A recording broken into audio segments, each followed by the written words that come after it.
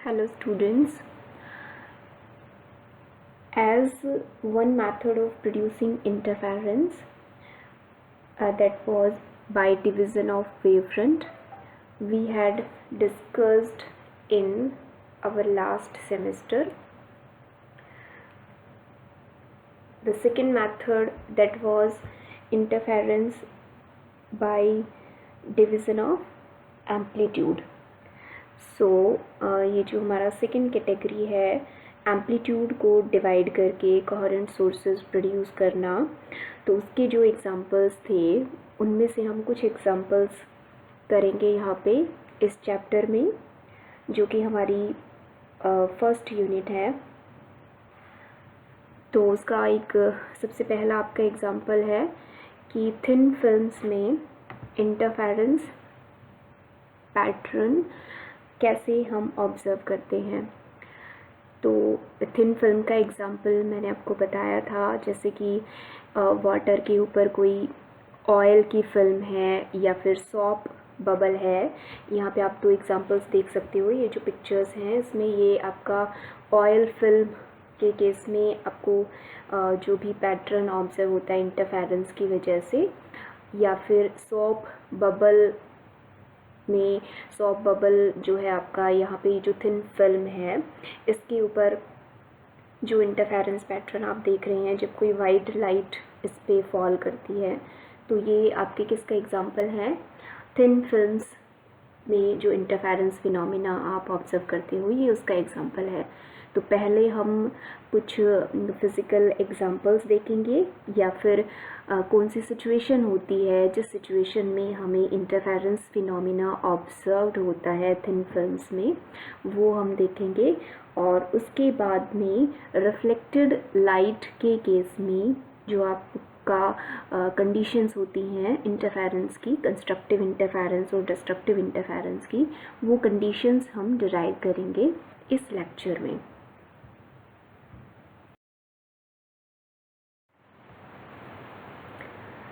So before starting our main topic, let us see in which situation we can observe interference in thin films.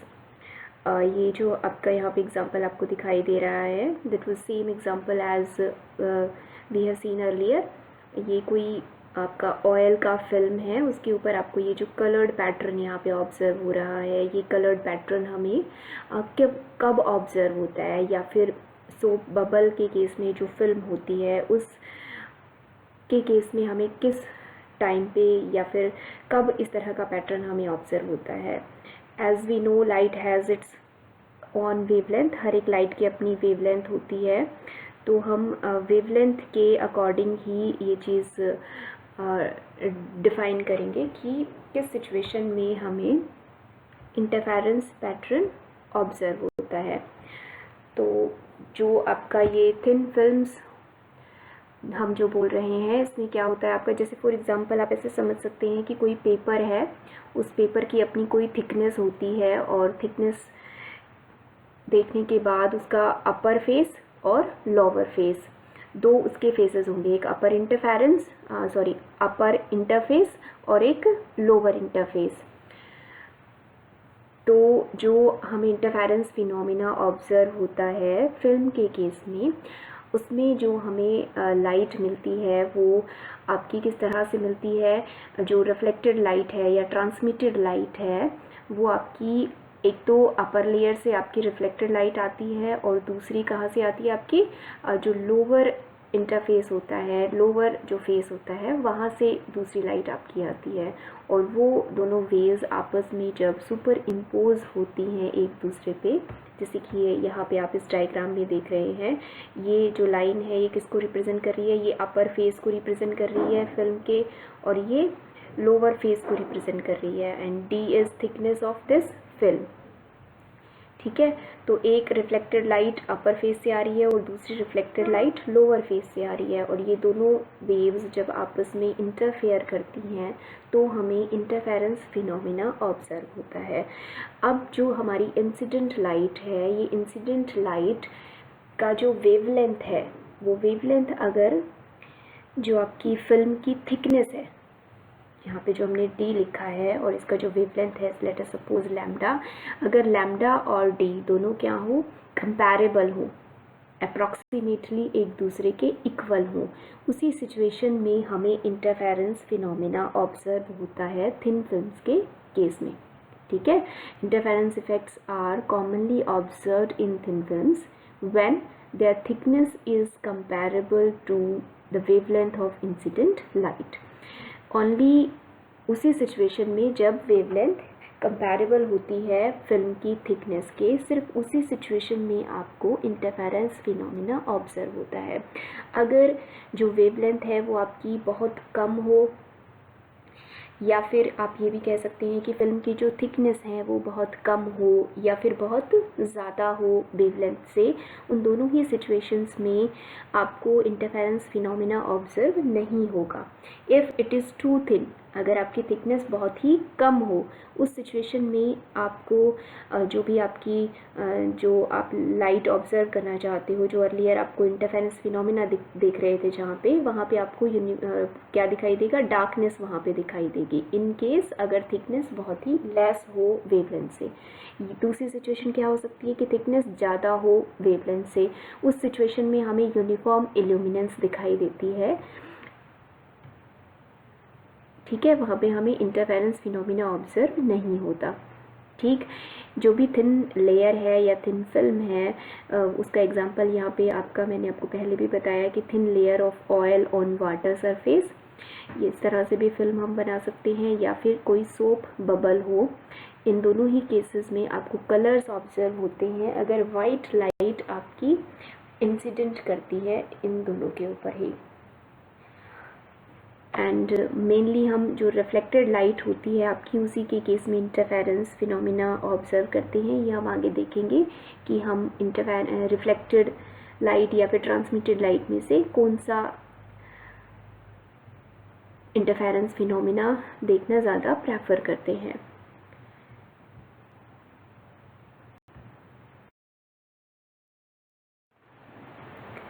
Now we will analytically find out conditions for constructive and destructive interference in case of reflected light.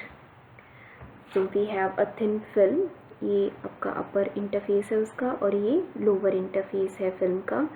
Mu refractive index है film के medium का, और T उसकी thickness है।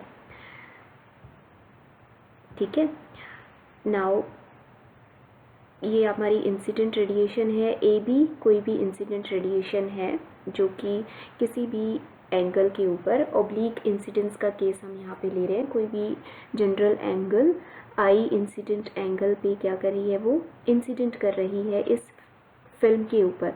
तो अपर interface पे जिस भी पॉइंट पे वो स्ट्राइक करेगी, हम कैसे ड्रॉ करते हैं रिफ्लेक्टेड या ट्रांसमिटेड लाइट, उस पॉइंट पे हम क्या करते हैं, नॉर्मल ड्रॉ कर देते हैं। और नॉर्मल ड्रॉ करने के बाद जो लाइट यहाँ पे इंसिडेंट कर रही है वो आपकी पार्शियली रिफ्लेक्ट हो जाएगी और पार्शियली ट्रांसमिट हो जाएगी। तो BR1 के अलॉन्ग AB हमारी जो लाइट थी वो रिफ्लेक्ट हो गई, और BC के अलॉन्ग वो क्या हो गई, आपकी ट्रांसमिट हो गई है। Partly reflected along BR1 and partly refracted along BC with an refracted angle क्या हो गया आपका R, हमने रिफ्रैक्टिव एंगल ले लिया। ठीक है, अब जो C पॉइंट पे, C पे क्या है हमारा सेकेंड इंटरफेस है या लोअर इंटरफेस है फिल्म का, उस पॉइंट पे ये अगेन फिर क्या होगी आपकी, पार्टली रिफ्लेक्ट होगी CD के अलॉन्ग और पार्टली ट्रांसमिट हो जाएगी CT1 के अलॉन्ग। ठीक है, अगेन एट D पॉइंट जो आपकी लाइट अगेन वो अपर फेस के ऊपर स्ट्राइक कर रही है, इस पॉइंट पे DE के अलॉन्ग क्या हो जाएगी, रिफ्लेक्ट हो जाएगी, और DR2 के अलॉन्ग क्या हो जाएगी आपकी, ट्रांसमिट हो जाएगी, एयर में चली जाएगी। ठीक है, तो अब जो आपको फाइनली यहाँ पे क्या मिले हैं, जो आपका एयर का मीडियम है, जो आपकी फिल्म के ऊपर वाला जो पोर्शन है, यहाँ पे जो रेडिएशंस हैं BR1 और DR2, ये दोनों ही रेडिएशंस आपकी क्या कहलाएंगी, यहाँ पे रिफ्लेक्टेड रेडिएशंस कहलाएंगी। और ये दोनों रेडिएशंस आपस में क्या करेंगी, इंटरफेयर करेंगी, और उसकी वजह से यहाँ पे आपको इंटरफेरेंस फिनोमिना दिखाई देगा, और वो क्या कहलाएगा आपका, ड्यू टू रिफ्लेक्टेड लाइट। ठीक है। अगेन अब यहाँ पे इस डायग्राम में ई पॉइंट पे जो भी आपकी रेडिएशन स्ट्राइक कर रही थी, ये अगेन क्या हो जाएगी, पार्टली रिफ्लेक्ट हो जाएगी एंड पार्टली ट्रांसमिट हो जाएगी। तो यहाँ पे जो हमारा फिल्म का दूसरा साइड है, दूसरी साइड पे हमें जो भी रेडिएशंस मिलेगी उसे हम क्या कहेंगे, ट्रांसमिटेड रेडिएशंस कहेंगे। तो CT1 एंड ET2 ये दोनों ही वेव्स आपकी क्या कहलाएंगी, ट्रांसमिटेड वेव्स कहलाएंगी या ट्रांसमिटेड लाइट कहलाएंगी। इन दोनों के सुपर इम्पोज होने से जो भी पैटर्न आपको दिखाई देगा वो आपका क्या हो जाएगा, फिर ट्रांसमिटेड लाइट में आपको जो भी इंटरफेरेंस पैटर्न ऑब्जर्व होता है।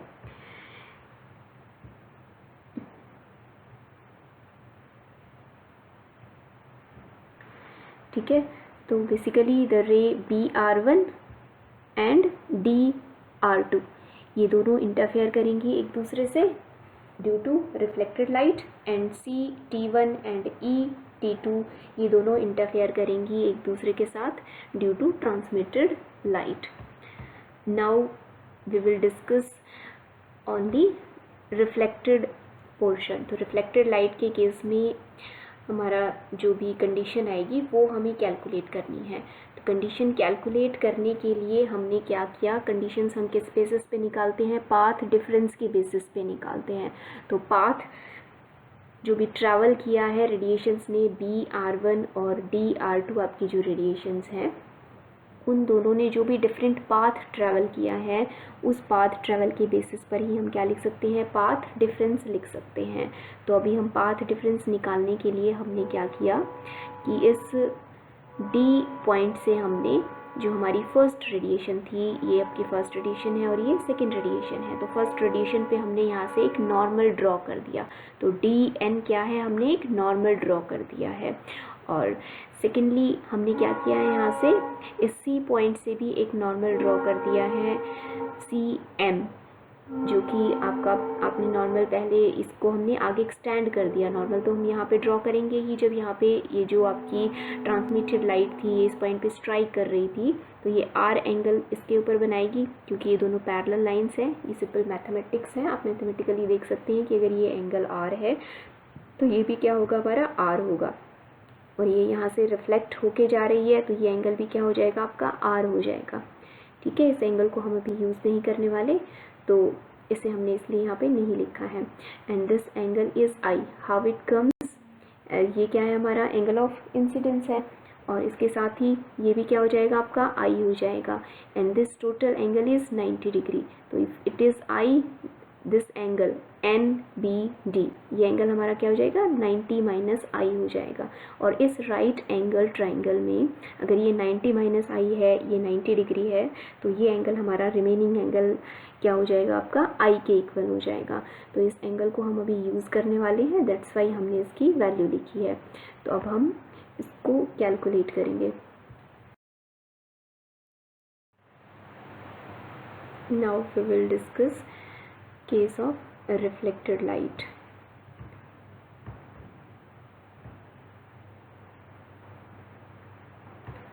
सो BR1 और DR2 ये जो हमारी फर्स्ट और सेकेंड रेडिएशन है, इनके लिए हमें किसकी वैल्यू लिखनी है, पाथ डिफरेंस की हमें वैल्यू लिखनी है। तो पाथ डिफरेंस हमें यहाँ पे मैथमेटिकली कैलकुलेट करना है। तो DN हमने यहाँ पे एक नॉर्मल ड्रॉ किया था फर्स्ट रेडिएशन पे, तो बाय हॉर्न दिस नॉर्मल, इस नॉर्मल के बाद दोनों ही जो हमारी रेडिएशंस हैं ये सेम पाथ ट्रेवल कर रही हैं जहाँ कहीं भी हमारी फोटोग्राफिक प्लेट है वहाँ तक।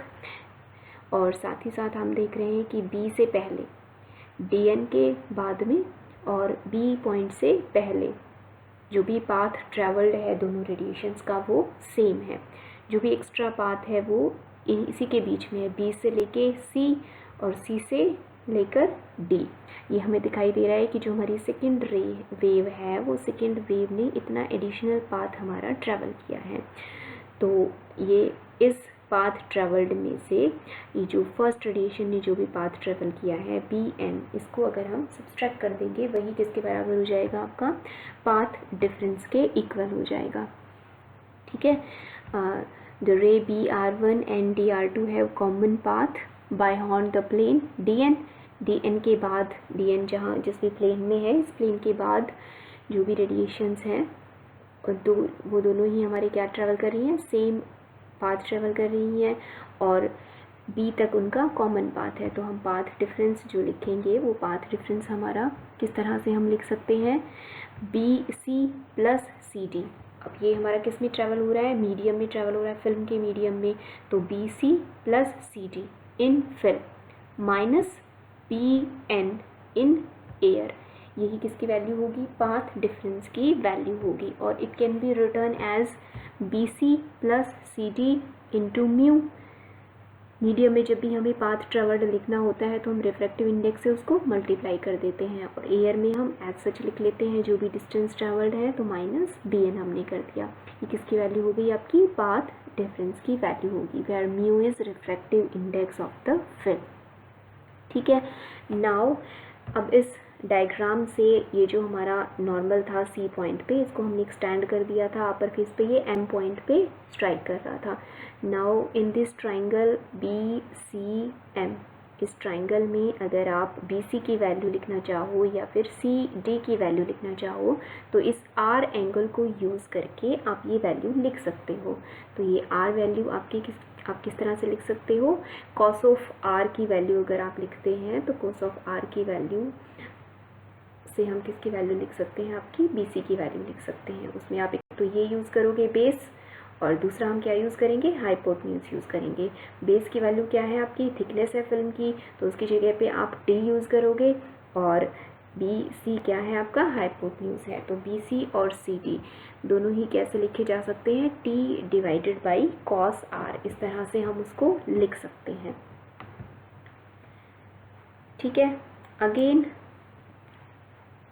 फ्रॉम ट्राइंगल BDN, ये जो आपकी राइट एंगल ट्राइंगल आपने ड्रॉ की थी, इस ट्राइंगल में साइन ऑफ I की वैल्यू अगर हम लिखें तो उसकी हेल्प से हम किसकी वैल्यू कैलकुलेट कर सकते हैं, BN की वैल्यू कैलकुलेट कर सकते हैं। तो BN की जो वैल्यू है वो BN की वैल्यू आप किस तरह से लिख लोगे, यहाँ पे BN can be written as BD sine I, इस तरह से हम उसकी वैल्यू लिख सकते हैं। अब यहाँ पे ये जो ट्राइंगल है ये आपकी कोई भी आइसोसेलेस ट्राइंगल है जिसमें BC और CD दोनों क्या है, इक्वल है। और अगर हम यहाँ से जो इसका पॉइंट है, इस पॉइंट से अगर हम बेस पे नॉर्मल ड्रॉ करते हैं तो वो क्या करता है, बेस को दो इक्वल पार्ट्स में डिवाइड करता है। तो BM is equal to MD, तो BD डिस्टेंस को हम 2 टाइम्स ऑफ BM इस तरह से लिख सकते हैं। तो इसको हमने क्या लिख दिया, BN can be written as 2 times of BM sine of I। ठीक है, नाउ अगेन हमें BM की वैल्यू कैलकुलेट करनी पड़ेगी। तो जिस ट्राइंगल से हमने BC की वैल्यू कैलकुलेट की थी उसी से ही हम BM की वैल्यू भी लिख सकते हैं। साइन ऑफ R नहीं हम यहाँ पे यूज़ करेंगे, क्या यूज़ करेंगे, एज वी नो थिकनेस की वैल्यू हमें पता है, नॉन है, तो हम बेस और परपेंडिकुलर इन दोनों का रेशो हमारा किसके बराबर होता है, टेंजेंट ऑफ एंगल के बराबर होता है। तो BM divided by T can be written as tangent of R। तो इसको यूज़ करके हम किसकी वैल्यू लिख सकते हैं, BM की वैल्यू लिख सकते हैं। BM can be written as T tangent of R लिख सकते हैं। और साथ ही साथ अगर आपको रिफ्रैक्टिव इंडेक्स की वैल्यू लिखनी होती है तो refractive index can be written as sine of I divided by sine of R as per Snell's law. तो स्नेल्स लॉ यूज़ करके हम इस तरह से लिख सकते हैं। यहाँ से हम किसकी वैल्यू यूज़ करेंगे, साइन ऑफ I की वैल्यू यहाँ से हम यूज़ करने वाले हैं। तो sine of I can be written as mu sine of R।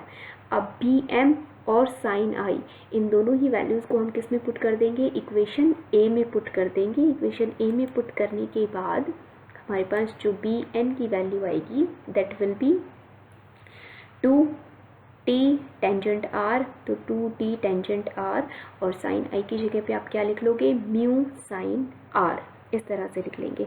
And now it can also be written as tangent R को हम लिख सकते हैं sine R divided by cos of R। तो आप आपकी जो इक्वेशन है ये किस में कन्वर्ट हो जाएगी, 2 mu T sine square R divided by cos square R। तो बी एन की वैल्यू हम इस तरह से लिख सकते हैं।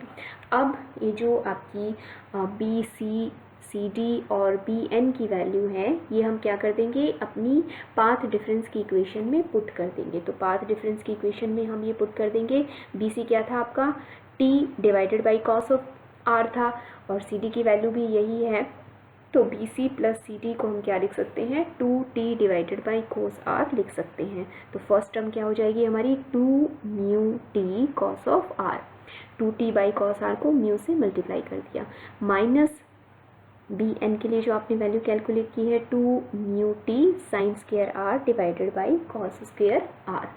ठीक है, this can be written as 2 mu T by cos R, ये दोनों में आपका कॉमन आ रहा है तो यहाँ से इसको कॉमन निकाल लेंगे, and that can be written as 2 mu T cos of R into 1 minus sine square R. 1 minus sine square R can be written as cos square R, as sine square R plus cos square R is equal to 1। तो ये identity हम use कर लेंगे और इसकी जगह पे cos square are कर देंगे। तो जो फाइनल रिजल्ट आएगा आपका पाथ डिफरेंस का, that will be path difference is equal to 2 mu T cos of R, से एक कॉस ऑफ आर आपका कैंसिल हो जाएगा और you will get cos of R. तो 2 म्यू टी कॉस आर, ये किसकी वैल्यू हो गई आपकी, पाथ डिफरेंस की वैल्यू हो गई। Now this is known as cosine law. तो ये जो एक्सप्रेशन है, इस एक्सप्रेशन को हम कोसाइन लॉ भी कहते हैं। ये 1 मार्कर के लिए इंपॉर्टेंट है आपके लिए, व्हाट इज कोसाइन लॉ। तो cosine law is path difference is equal to 2 mu T cos of R, where mu is refractive index of medium of film and t is thickness of film and r is angle of refraction। ठीक है, now we will see, now अभी हम ये देखेंगे कि जो हमने अपने लास्ट सेमेस्टर में स्नेल्स लॉ हमने रीड किया था, तो वो स्नेल्स लॉ किस सिचुएशन में अप्लाई करते हैं हम, जब भी जो रिफ्लेक्शन है वो कहाँ पे हो रहा हो, डेंसर मीडियम पे हो रहा हो या फिर बैक्ड बाय डेंसर मीडियम हो, तो उस केस में जो रिफ्लेक्टेड लाइट होती है, उस रिफ्लेक्टेड लाइट में एडिशनल पाथ डिफरेंस क्या हो जाता है, या एडिशनल पाथ उसमें ऐड हो जाता है। तो अभी यहाँ पे हम चेक करेंगे कि क्या ऐसी कोई सिचुएशन है, एयर में हमने अपनी फिल्म रखी हुई है जिसका रिफ्रैक्टिव इंडेक्स म्यू है। तो हमारी जो रिफ्लेक्टेड लाइट है, एक तो हमें मिली है BR1 और दूसरी रिफ्लेक्टेड लाइट जो हमें मिली है उसको हम चेक करेंगे कि क्या वो बैक्ड बाय डेंसर मीडियम है या फिर नहीं है। तो एट B जो भी आपका रिफ्लेक्शन होगा वो रिफ्लेक्शन क्या होगा, बैक्ड बाय डेंसर मीडियम होगा। तो BR1 जो रेडिएशन है इसमें क्या आएगा, एडिशनल पाथ λ/2 ऐड हो जाएगा, तो वो हमें ऐड करना पड़ेगा। इसके अलावा सी पे रिफ्लेक्शन हो रहा है, वो आपका बैक्ड बाय डेंसर मीडियम नहीं है।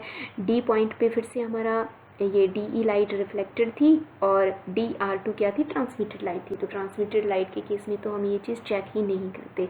तो ओनली कहाँ पे, एट B जो भी आपका λ/2 पाथ ऐड हुआ है वो हमें इंक्लूड करना पड़ेगा। तो अब change of path difference λ/2 occurs when reflection takes place at denser medium, that is at B।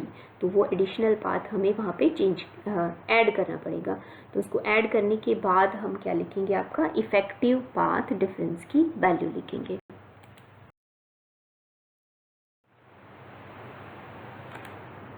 Now what will be the effective path difference? Effective path difference, जो हमारी फर्स्ट वेव थी उसका जो पाथ ट्रेवल था वो हमने minus sign के साथ लिखा था, -BN करके। तो वहाँ पे जो भी पाथ आपका ऐड हुआ है वो भी हमारा कैसे लिखा जाएगा, माइनस साइन के साथ लिखा जाएगा। इसलिए जो भी हमारा पाथ डिफरेंस आया है उस पाथ डिफरेंस में से हम λ/2 को सब्सट्रैक्ट कर देंगे, और यही क्या होगा, आपका इफेक्टिव पाथ डिफरेंस होगा बिटवीन 2 रिफ्लेक्टेड वेव्स। और यही path difference, if this path difference is an integral multiple of lambda, अगर पाथ डिफरेंस इंटीग्रल मल्टीपल होता है लैम्डा का, उस सिचुएशन में हमें कंस्ट्रक्टिव इंटरफेरेंस ऑब्जर्व होता है। तो कंस्ट्रक्टिव इंटरफेरेंस के लिए हम अपनी इफेक्टिव पाथ डिफरेंस को किसके बराबर पुट करेंगे, इंटीग्रल मल्टीपल ऑफ लैम्डा के बराबर पुट करेंगे, वेयर n की वैल्यू क्या हो सकती है, 0, 1, 2, 3, कोई भी नंबर यहाँ पे हम पुट कर सकते हैं। तो हमारी जो फाइनल कंडीशन होगी, वो फाइनल कंडीशन हमारी जो आएगी निकल के, वो कैसे आएगी, और उस सिचुएशन में जो हमारी फिल्म होगी वो फिल्म हमें कैसे दिखाई देगी, ब्राइट दिखाई देगी। Constructive interference means we will observe bright fringe. तो ब्राइट हमें दिखाई देगी जब पाथ डिफरेंस किसके बराबर हो, if path difference is equal to 2 mu t cos of r is equal to n lambda, और इस lambda by 2 को हम यहाँ पे ऐड कर देंगे and that will be 2n plus 1 lambda by 2। तो अगर path difference 2n plus 1 lambda by 2 के बराबर हो दो रिफ्लेक्टेड वेव्स के बीच में, उस सिचुएशन में हमें ब्राइट फ्रिंज ऑब्जर्व होती है या फिर कंस्ट्रक्टिव इंटरफेरेंस ऑब्जर्व होता है। इसके अलावा अगर पाथ डिफरेंस ऑड मल्टीपल होता है लैम्डा बाई 2 का, उस केस में हमें डिस्ट्रक्टिव इंटरफेरेंस ऑब्जर्व होता है। So if 2 mu T cos of R minus lambda by 2 किसके बराबर हो, 2n plus 1 लैम्डा बाई 2 के बराबर हो, n की वैल्यू जो है वो हमारी 0 1 2 3 4 कुछ भी हो सकती है। इस केस में हमें डिस्ट्रक्टिव इंटरफेरेंस ऑब्जर्व होता है। तो इसको हम जब सॉल्व करेंगे तो ये किसके बराबर आ जाएगा, आपका 2 mu T cos of R can be written as 2n plus 1 lambda by 2 में लैम्डा बाई 2 हम और ऐड कर देंगे, that will be equal to n plus 1 into lambda, n plus 1 into lambda या फिर n इंटू लैम्डा, दोनों ही same चीज़ें हैं। तो the film will appear dark if path difference is equal to 2 mu T cos of R is equal to n into lambda. तो जो आपकी general condition होती है इंटरफेरेंस की, उसकी जस्ट अपोजिट कंडीशंस हमने यहाँ पे ड्राइव की हैं, जस्ट बिकॉज जो हमारी एक रिफ्लेक्टेड वेव थी वो क्या थी, बैक्ड बाय डेंसर मीडियम थी। तो उसके केस में एडिशनल लैम्डा बाई 2 पाथ हमें उसमें ऐड करना पड़ा, तो उससे हमारी सिचुएशन क्या हो गई, आपकी चेंज हो गई। तो हमें कंस्ट्रक्टिव इंटरफेरेंस कब ऑब्जर्व होता है, अगर path difference odd integral multiple हो लैम्डा बाई 2 का, और अगर इवन इंटीग्रल मल्टीपल हो लैम्डा बाई 2 का, उस सिचुएशन में हमें क्या ऑब्जर्व होता है, डिस्ट्रक्टिव इंटरफेरेंस ऑब्जर्व होता है।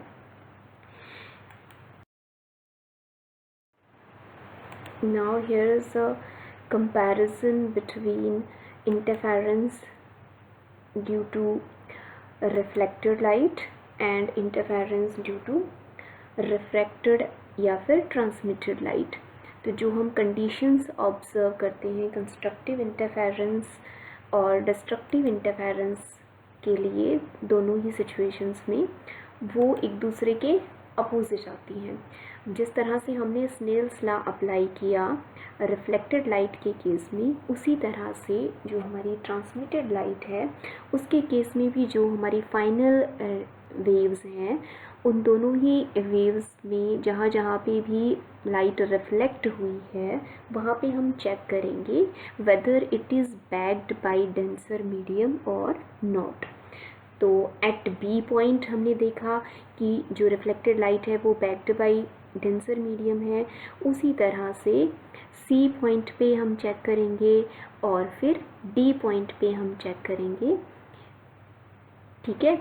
और हम देखेंगे कि हमारी जो दो वेव्स आएंगी दो पॉइंट्स पे बैक्ड बाय डेंसर मीडियम होगी, और उसके अंदर फिर हम लैम्डा बाई 2 और लैम्डा बाई 2 हमें 2 टाइम्स वहाँ पे ऐड करना पड़ता है। तो 2 टाइम्स हम ऐड करते हैं तो जो आपका इफ़ेक्टिव पाथ डिफरेंस आता है वो आपका फिर से जो आपकी ओरिजिनल कंडीशन होती है उसी के बराबर आ जाता है। तो कंस्ट्रक्टिव इंटरफेरेंस के लिए जो हमारी कंडीशन आई है रिफ्लेक्टेड लाइट के केस में 2 mu T cos of R is equal to 2n plus minus 1 lambda by 2, ये कंडीशन ऑल्टर होके ट्रांसमिटेड के केस में क्या हो जाती है, 2 mu T cos of R is equal to 2n lambda by 2।